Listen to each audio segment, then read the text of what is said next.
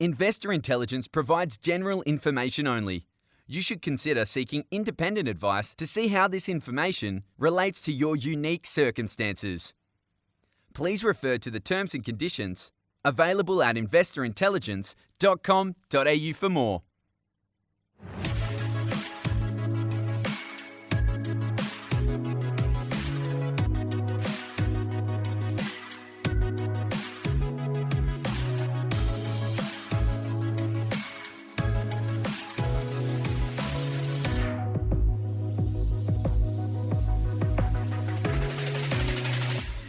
Guys, welcome to this week's episode of Investor Intelligence, brought to you by the team at the Property Mentors. It's your weekly podcast for all things investment, and it's hosted by me, Phoebe Sikowski-Wallace.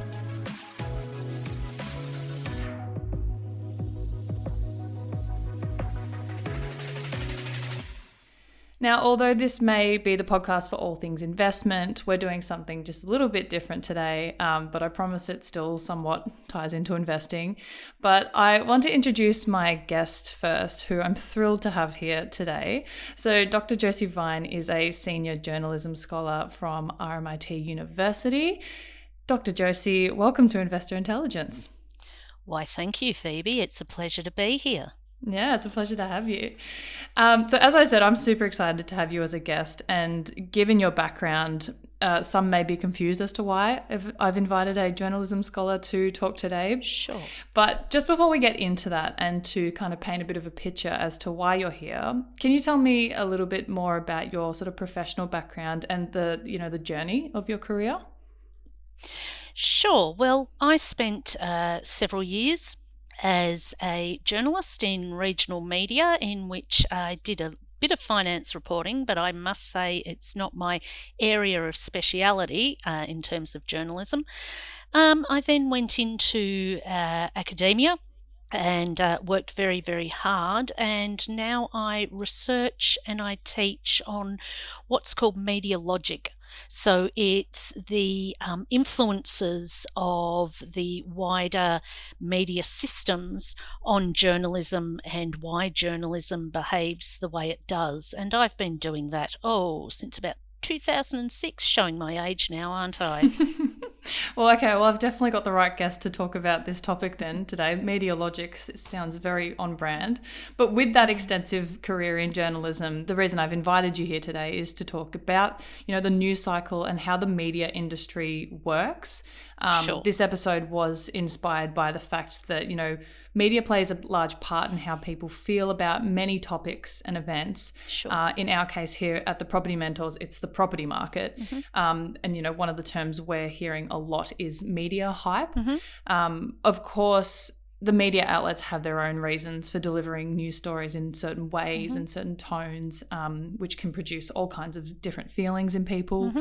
Not to mention these days, there's even more sources. Mm-hmm. I say the term sources loosely mm-hmm. and in air quotes, of news for people to consume.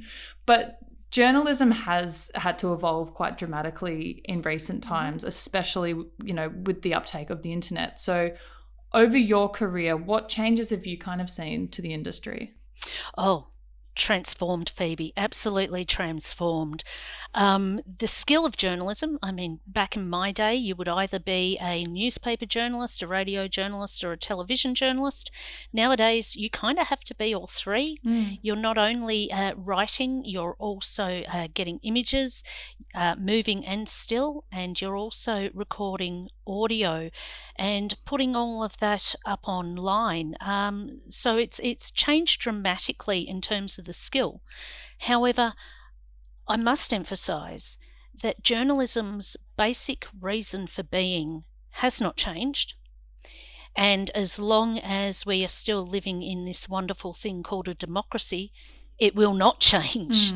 Because it's inherently, journalism's function is inherently linked to democratic processes. And I'd kind of like to talk a little bit about, either now or a bit later, about what journalism actually is, because there's a lot of misconceptions out there about what journalism is. Yeah, go for it now if you like. Well, a lot of people conflate the media and journalism, and they even conflate the news media and journalism, which isn't quite correct. And the way I like to talk about it is using the metaphor of a big balloon. So imagine this big balloon, and we'll call that the media. Okay. And inside that big balloon, there are lots of little balloons. And one of those little balloons is called advertising. Another one's called soap opera. Another one's called, public relations. All these little balloons. And one of those little balloons is the news media. But I haven't got to journalism yet. Mm. All those balloons have a function, and that main function is to make money. Now, that's fine. I like making money. But imagine that little balloon called the news media, and inside that little balloon called the news media is journalism. Journalism's function is not to make money. That's the news media's function. Okay. Journalism's function is entirely different, and in a democratic society, and of course not all societies function like this, but in a democratic society it's to tell the legislators, i.e. the government, what the public's concerned about, what it's worried about, what needs to be done. And vice versa, it's to report back to the public on what those in power are doing, because in the end those in power are just our employees in a democratic society. So journalism is not the media, and neither is journalism the news media, although it's part of the news media. Yeah. It's different. It's rocking around in there like a little crazy atom. That's such a fantastic way to look at it. I mean, I myself have never really taken the time to differentiate between journalism and media, but I can definitely see how they've become interchangeable terms. And particularly with social media and with digitisation, it's all been pushed together, if you like.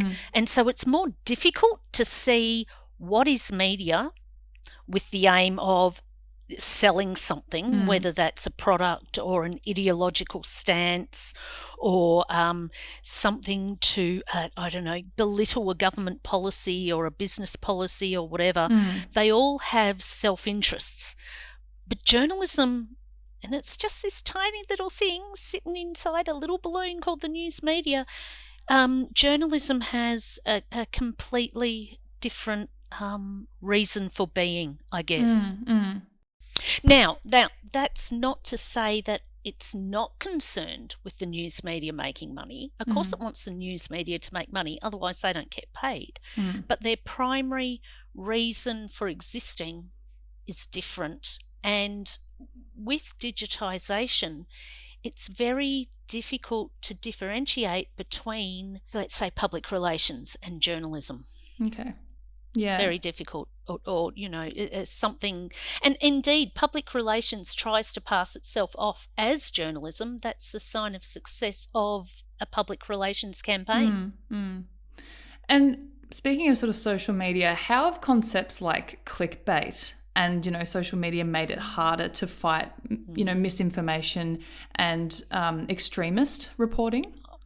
Oh, absolutely. Because all of a sudden, I mean, the digitisation of the media in one way is absolutely the basic democratic ideal. Everybody's got a voice. Everybody can say whatever they want and there's no comeback. So in one way, that's our democratic ideal. But in another way, all of a sudden you've got voices saying whatever they want. Yeah. With no regulation, and the digital media can't be regulated. That's absolutely impossible. And so all of a sudden these voices that have no professional journalistic training or discipline look like journalism. Yeah. And so people kind of go, oh my God, the journalists are saying this. But the journalists aren't saying that. It's people who look like journalists. And I think there's a lovely quote from one of my favourite authors, Terry Pratchett, who wrote kind of science fiction novels. But in one of his books, he says, a lie can race around the world while the truth is still doing up its shoelaces. So this is the issue, that rumour and innuendo, particularly in social media, just zaps around the world, goes viral before anybody can blink or criticise it or think about it or check whether it's true. And, you know, as I said, the truth is still sitting there tying up its shoelaces. Yeah. So this is how it works with social media. In terms of clickbait, I mean, that's back to your old idea of we've got to sell stories that attract advertisers or attract eyeballs or attract ears, or in this instance, attract clicks. But it's not journalism doing that. It's the media. Yeah. It's other things like advertising, public relations, you know, all the other medias that are out there that need the clicks. Now, I'm not saying journalism doesn't need the clicks. I mean, somebody's got to be reading journalism, otherwise what's the point? But it's not the clicks that it's after. And I'm kind of hoping this conversation will go towards, you know, how do we tell what is journalism and what isn't? Yeah, well, how do you? And just to add to that, how do you yourself ensure that you're getting the right information when you're reading or consuming the news? Well, you got to find the ones that you trust. Me personally, like, I watch a lot of media. I follow a lot of stuff. I watch a lot of different journalism. But the ones that I trust would be the ones that are recognised within the journalism industry as quality. So, and I'm not making a plug here, I have no self-interest here, but people like Nick McKenzie from Fairfax Channel 9, he's the most highly awarded journalist in this country. I would believe anything he told me. Right. People like Chris Masters, another one of the highly awarded ones.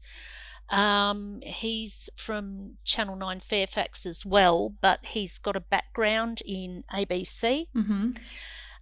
People like Samantha Maiden, and she works for News Corp, but News Corp, you've got to understand, is the news media.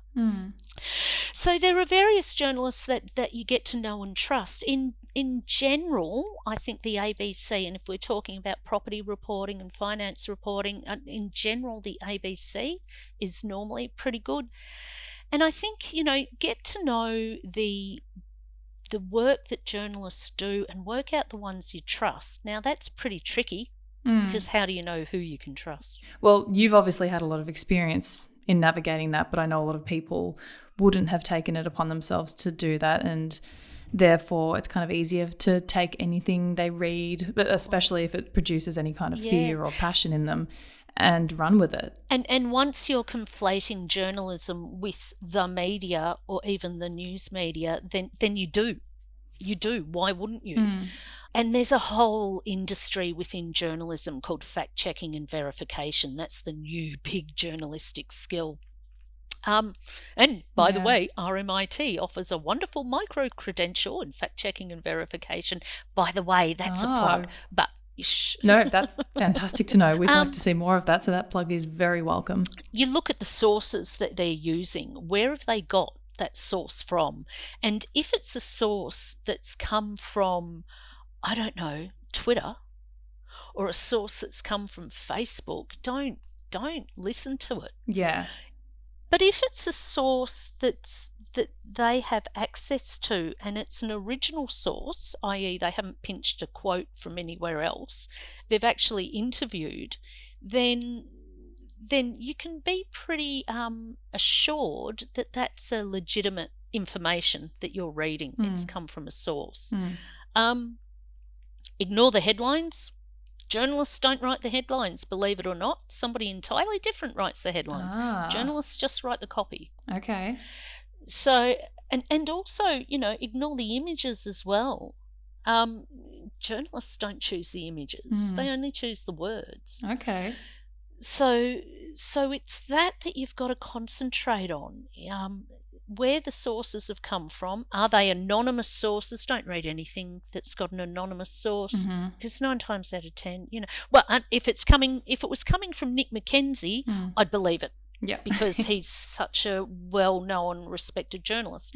But if it's coming from just, anybody, and they're using an anonymous source, I'd be really sus of it. Yeah.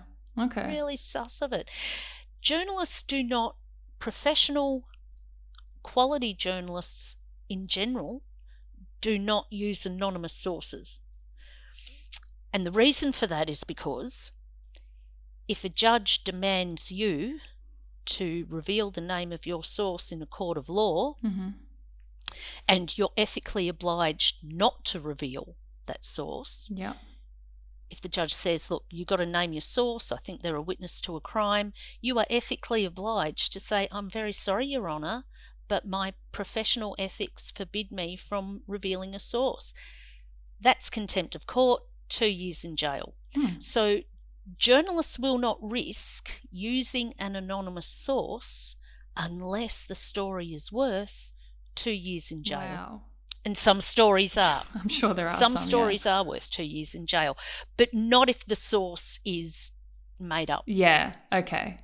And we often hear, terms like news and current affairs, and there's shows like The Project and A Current Affair and Today Tonight who have vastly different stories to regular news programs such as the ABC, for example. Are there different rules that each format must follow? Absolutely. Yeah. Well, for a start, when you're watching news, you're watching stories that are packaged into 1 minute 30. Yeah. When you're watching current affairs, they're longer, so they got to fill them out. What are they going to fill them out with? That's the thing. And I'm not saying current affairs isn't credible at all. Current affairs, yeah, absolutely. I mean, if you watch anything on Four Corners, I would give that a degree of credibility. Sure, same. But your commercial current affairs they have a different set of professional values. I think that's what I mean. And it's about entertainment as much as it's about information, because information, particularly, I'm very sorry, I hope I don't offend you, but particularly information that's involving numbers, i.e. finance, is pretty boring. Oh yeah, it can be very dry. Yeah. So they've got to, and you can do it in 1 minute 30, but if you're doing it in 5 minutes, what are you going to do? You've got to dress it up to make it attractive. Yeah, for the eyeballs, keep people watching or listening or reading or whatever it is. Yeah. Yes. So there are different rules, and there's different rules between news and current affairs, and there's also different rules between, say, current affairs ABC style or SBS style and current affairs commercial current affairs style. So you've got to be kind of aware of that. Yeah, and with the exception of organisations such as the ABC, media outlets are often for-profit organisations and make money from subscriptions and advertising. Are there ways in which you can sort of understand the motivations that a particular publication may have, or why they may hold the opinions that they do? Yeah, it's curious, isn't it? Look, on a very superficial level, you can look at the ads and kind of think, well, how does this story benefit this advertiser? Okay, that you can do that. But then you get things. A couple of years ago, 2UE host John Laws was paid a heap of money by the Bankers Association, a very well-known case called the Cash for Comment case. And he kept that entirely quiet. And all of a sudden, his opinion about banks went from bank bashing to, oh, how wonderful banks are, how responsible they are, etc., etc. And some very, very clever person on Media Watch did a bit of digging, thought this is weird, did a bit of digging and delivered a brown paper envelope and all this kind of stuff. And turns out that John Laws was making a hell of a lot of money off the Bankers Association, not 2UE, the company, John Laws himself, to dress up this basically advertising / propaganda as credible journalism. And it was very hard to tell. It was only through the magnificent investigative skills of a very small Media Watch team that actually brought it to light. And it was huge. It was huge. 2UE was looking at losing its licence. Okay. But it didn't. Did John Moores get the sack? No, he didn't, because listeners like tuning into him. Did he get fined? I think he got fined something like $3,000. And when you're a multi-billionaire like John was, $3,000 isn't a lot. Actually, I think it was a bit more than that. But anyway, he's still a billionaire, so whatever it was, it's probably not much. It was small change for him. Yeah. So yeah, we're in this situation where, because we have this underlying principle of freedom of speech and freedom of the news media, we can't say who can be journalists and who can't be journalists. So you've got to be really careful and choose the credible journalists where you get your information from. Yeah, it's that double-edged sword, isn't it? Like, these days everyone's able to have a say, which is great, but the downside is everyone's able to have a say. So. Yeah, that's right. That's right. So on that, like, how important is it for people to be critical of the news they may be, reading or watching or consuming in general? Oh, foundational, absolutely foundational to not only to getting accurate information, but foundational as in your role as a citizen who votes in elections and decides, where you're going to spend your money. I mean, you don't want to be going and spending money on a product that's, I don't know, abused animals or something like that. It's absolutely foundational to everything, every little choice we make throughout the day, and the big choices we make in our lives. It's absolutely foundational that you question every bit of information that you're getting from journalism or otherwise, and think to yourself, who benefits from this? Who doesn't benefit from this? Absolutely. And make sure the sources are credible. Make sure they're named sources, they're not anonymous sources. And there's a new trend in journalism at the moment called transparent journalism. And what journalists actually do is they hyperlink everything that they say, including if they've interviewed, let's say they've interviewed the head of the RBA, they hyperlink RBA, and it takes the reader straight to the interview transcript. People can listen to the actual interview to make sure that what the journalist has said is fair, is accurate, there's no spin on it. Mind you, this all takes time, and I don't know about you, Phoebe, but I don't have that kind of time in my day. No, I don't either, and I was going to say that I think a lot of people just will take whatever, and fair enough that not everyone has time to dig deeper and see if this is reliable, but, if you do have the time, you're saying that is an important thing to do. It is, but you're also, in a way, relying on journalists to do that work for you. And so you have to, I think above all, you have to find the journalists that you trust, not just the outlets, not just because the ABC can be just as crappy as any commercial, It's about the individual journalists. Yeah. I think that's very important.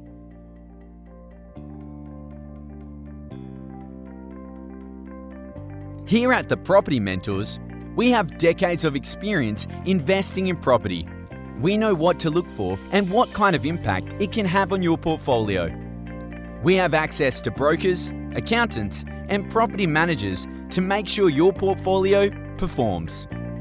Visit thepropertymentors.com.au to learn more.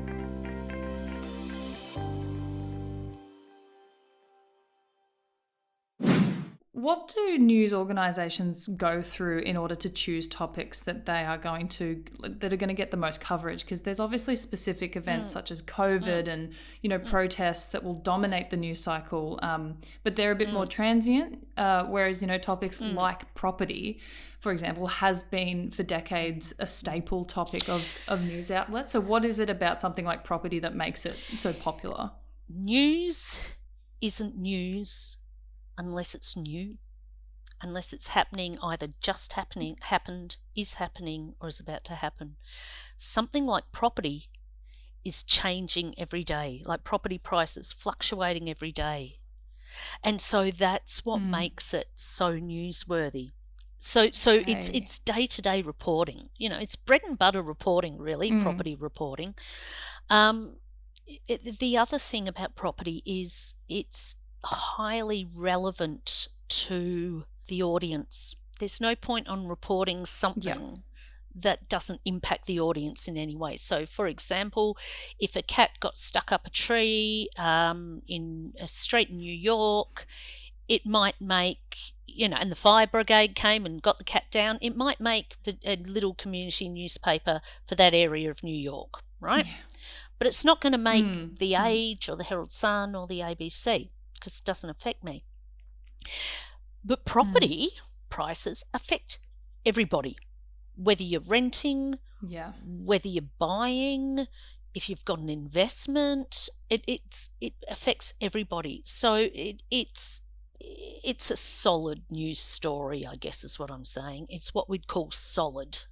It's bread and butter journalism, really. Yeah, because even though it's the same sort of topic, and regardless of your situation, as you said, whether you're renting or if you're investing, it is those every day or every week or every month changes that just keep the media going. Yep, we'll talk about that. I mean, property prices. I mean, and I watch a lot of news.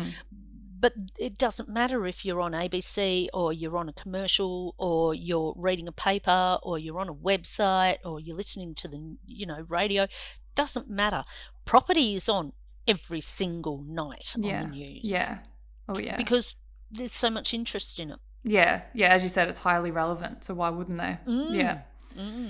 And sort of almost all Australian industries and the economy at large have historically kind of followed this sort of boom and bust cycle. And in fact, actually, we recently published an episode on the boom, correction and recovery cycle that the property market follows. And as a part of these cycles, we see a lot of, as I said before, that media hype, and many outlets they'll report the sort of golden age of property or the sky is falling, depending on where we are in that cycle. But given we do fairly comfortably know this is a common cycle, what do some of the media or the news outlets report these events? Sorry, why do they with that air of like alarmism or once in a lifetime-ness? Well, I guess they've got to highlight with every story. They've got to highlight its relevance, because if you don't highlight its relevance, it's no longer a news story. And a way of highlighting that relevance is that kind of, this is a once in a lifetime rate rise or whatever. And I guess for them, because most journalists these days are kind of, half my age, it is a once in a lifetime thing. They're 25. They've never seen it before. Or if they have seen it, they took no notice of it. So because they were 18 and running around to pubs and things. But it is a once in a lifetime thing for them. Yeah.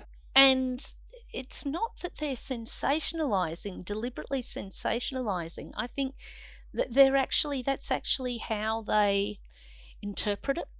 Okay. That it is a once in a lifetime thing. And as you've just said, rates go up and down as the years go by. Okay, rates are going up. They'll probably go up more. Yeah, probably. I mean, don't listen to me. I'm not a finance journalist, but that they come down as well. Yeah. This is not a forever thing, and this is a normal thing. But journalists have to report change. They have to report what is new. And at the moment, rates going up is new. And when rates start going down, that'll be new too. Yeah.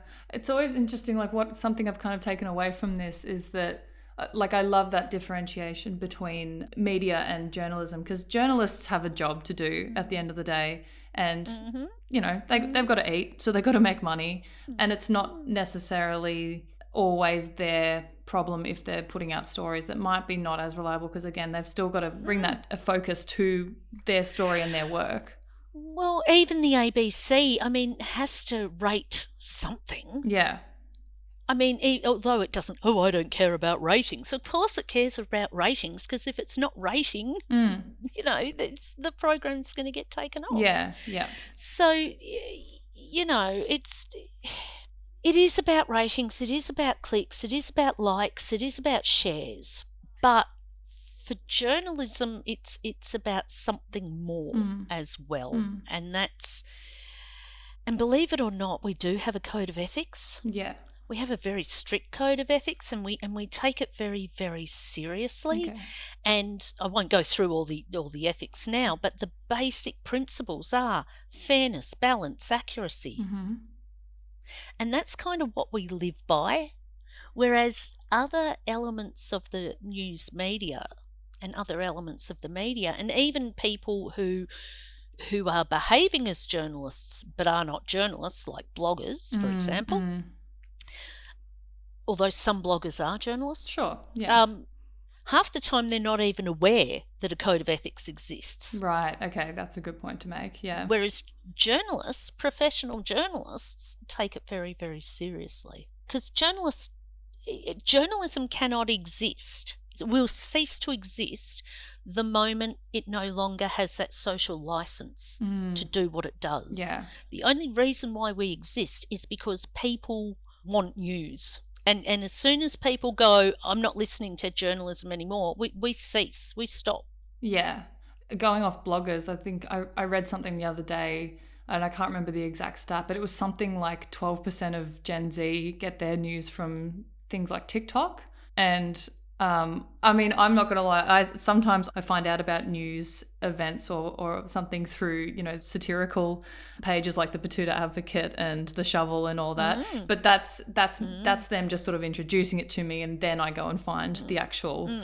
Absolutely. But yeah, it is kind of scary knowing that things like TikTok, which is just taken over the world, is something that people are using as like reliable sources. But you want to know something? Journalists are now disseminating news through TikTok. I mean, it hasn't caught on as a big thing yet, but I do know journalists who do disseminate news on TikTok. Wow. Yeah, that's not surprising. My boss actually said to me, because I use Twitter a fair bit with my students, teaching them how to live report using Twitter. And my boss said to me the other day, now, have you thought about moving to TikTok? And I said, yeah, what? Tick what? Because I'm old. But yeah, no, it's becoming a new thing among the younger journalists. I mean, they do the other traditional outlets as well, but it's TikTok too. Yeah. TikTok too. Yeah, I think, again, it's one of those things where it's sometimes it can be good because it can be introducing them to certain events. Like that might just be how they find out about it. But again, there are so many self-proclaimed all kinds of professions on there, like therapists and doctors, and it's like and journalists. And I think, as you said before, it's just really important that you take your time and do that little bit more digging to make sure it is reliable, and you're not just grabbing onto the first thing that you hear. Absolutely. And try and follow like things that are happening within the journalism industry. So, for example, I know that Nick McKenzie has won more Gold Walkleys than any other journalist. Now, a Gold Walkley is like a Pulitzer Prize, but for Australian journalists. Okay. So, you know, follow things like who's winning the Walkleys. That's because that's, you know, a group of highly experienced senior journalists looking at the story, the importance of the story, and the ethics of the story, and how fair, balanced, and accurate it is. Okay. And if you're continuously winning Walkleys like that, you're a pretty damn good journalist. Yeah, that speaks volumes. So if you kind of keep up with who are the credible journalists, then you can start to follow the credible journalists. Yeah. Josie, is there anything else you want to add today that you think would kind of be valuable for the listeners to know about this? As I said, journalism is not the media. It has a different function. Journalism's not even the news media. It has a different function. And every journalist, serious professional qualified journalist that I've ever met has only ever had their public at heart. Okay, yeah. They truly care. They care. They take very seriously their role in the functioning of democracy, and they care. They give a shit. They give a shit about their readers and their viewers, and they're not all high flying, I don't know if you remember that show called Frontline in the 90s, which was about commercial current affairs. Journalists aren't that. They're just not that. And if they are that, then they're not journalists. Yeah, okay. Yeah, I think that's really important for people to know. This has been so fascinating, to not only learn about the sort of property market sense, but just the wider scope of how the media works, because we're all consuming it in some way or another, whether it's reliable or not. But I know so many of our listeners are going to find this helpful, and I know it's going to encourage them to be even more mindful and even that little bit more critical of what they're consuming, no matter what the topic is. But thank you so much. You've been so generous with your time today. Absolutely, my pleasure. I could talk about journalism till I'm blue in the face. Well, I might have to get you back on then, because journalism's not going anywhere. Oh, I love that. It's my passion. Thank you so much. Pleasure, Phoebe. Thank you.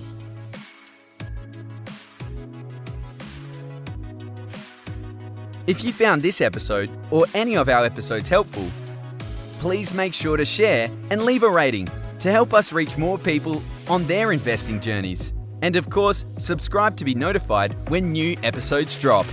Make sure to follow the podcast on Instagram @Investor Intelligence Podcast. You can find links to our other socials in the show notes, including a link to the Property Mentors weekly blog. If you're ready to get your property portfolio in shape for financial freedom, check out Luke's latest book, Property Fit. You can get yourself a copy at www.propertyfitbook.com.au.